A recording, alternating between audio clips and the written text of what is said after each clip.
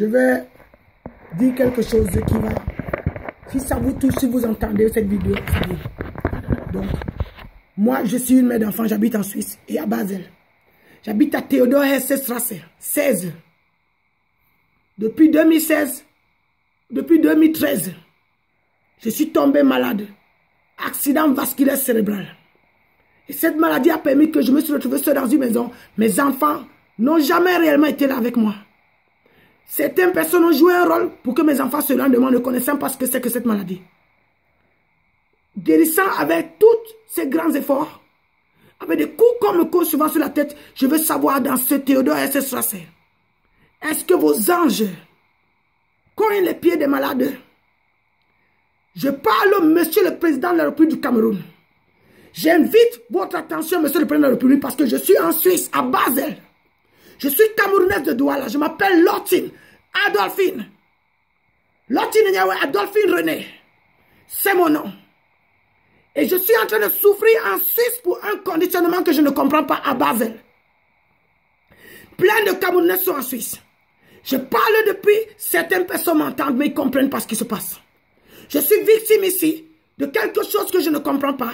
Mes enfants ne sont pas à côté de moi. Si vous êtes un père d'enfant et une maman d'enfant, pouvez-vous être malade, fille unique, et souffrir dans une maison seule, vous battant, en train de vous battre pour la guérison, écrivant Dieu. Le don que j'ai reçu, c'est Dieu qui me l'avait donné.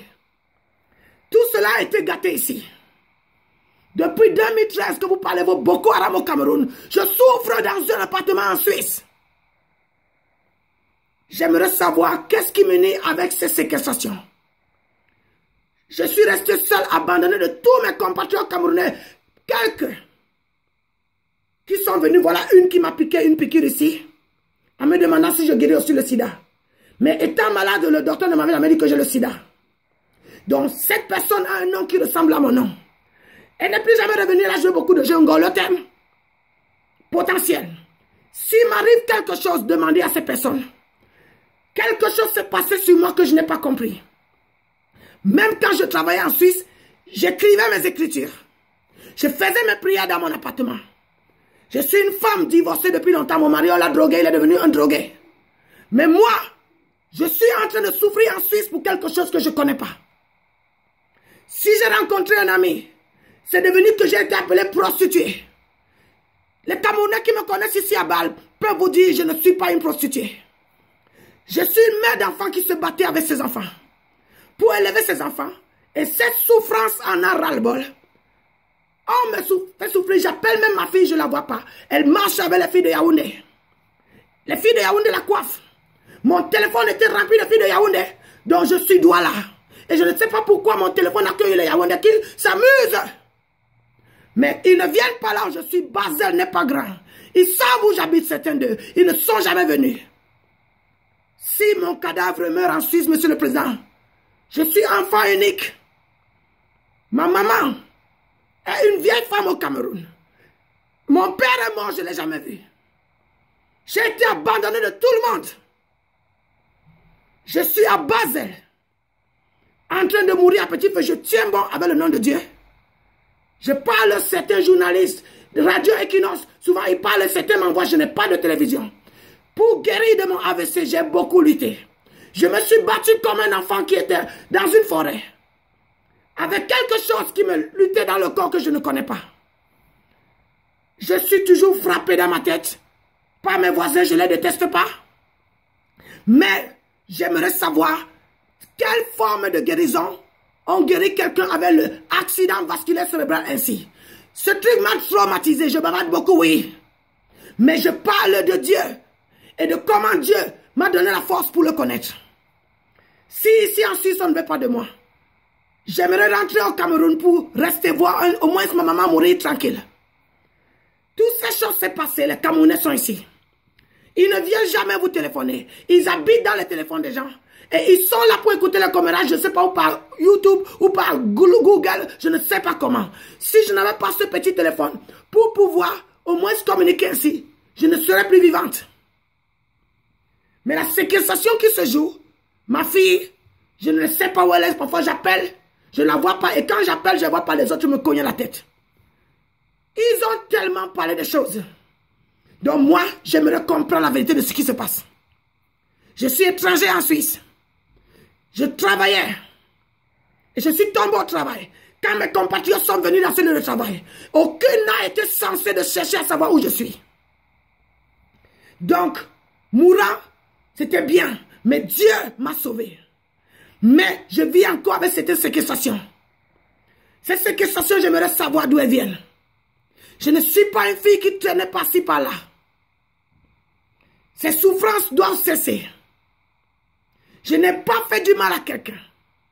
J'ai appris à connaître Dieu, à le comprendre et à le prier. De la manière du don qu'il m'a donné.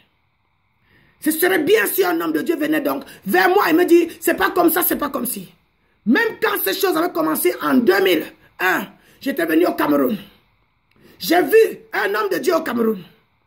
Connu de vous tous. À l'église, à la cathédrale d'Aqua.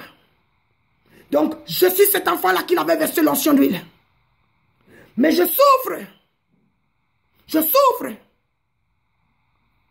Je veux savoir où sont mes enfants. Je veux savoir pourquoi je dois souffrir ainsi. J'ai dit au nom de Jésus, Monsieur le Président de la République du Cameroun, Monsieur Paul Biya, je vous en prie, vous êtes un papa. Je suis votre enfant. Quelque chose d'anormal se passe à où je suis. Et je suis abandonné de tout le monde. Depuis 2013. Tous les jours passent, toutes les années passent, toutes ces choses se passent. Un enfant souffre dans une nation où il y a des Camerounais. Où il y a cette diaspora qui parle diaspora. J'ai vu personne ici. Donc, vaut mieux que ces choses se sachent. S'il y a un conditionnement qui me conditionne ici, il faudrait que vous demandiez qu'on arrête cela. Je peux appeler le nom de mes frères qui travaillent avec vous. Je peux appeler le nom de ceux qui ont travaillé avec vous, qui sont de ma famille. Je suis qu'un enfant de prière. Et je prie au nom de Jésus-Christ. Donc, j'en ai ras-le-bol. Que la vérité soit. Que la vérité soit au nom de Jésus. Même si on doit servir Jésus, on doit le servir avec un cœur vraiment paisible. Mais j'ai souffert dans ma chair. J'ai souffert vraiment. Morte, et personne n'a pu dire aux gens ce qui s'est vraiment passé avec moi. Même s'ils ne croient pas. Je suis fatigué. J'appelle ma fille depuis, je ne la vois pas. J'aimerais savoir ce qui se passe. Je n'ai pas d'argent. Je n'ai pas de moyens ici en Suisse. Parce que je n'ai pas travaillé depuis, parce que je luttais avec la paralysie de ce AVC. Vous savez très bien cette maladie. Mon corps tremble souvent. Donc, beaucoup de choses se sont passées.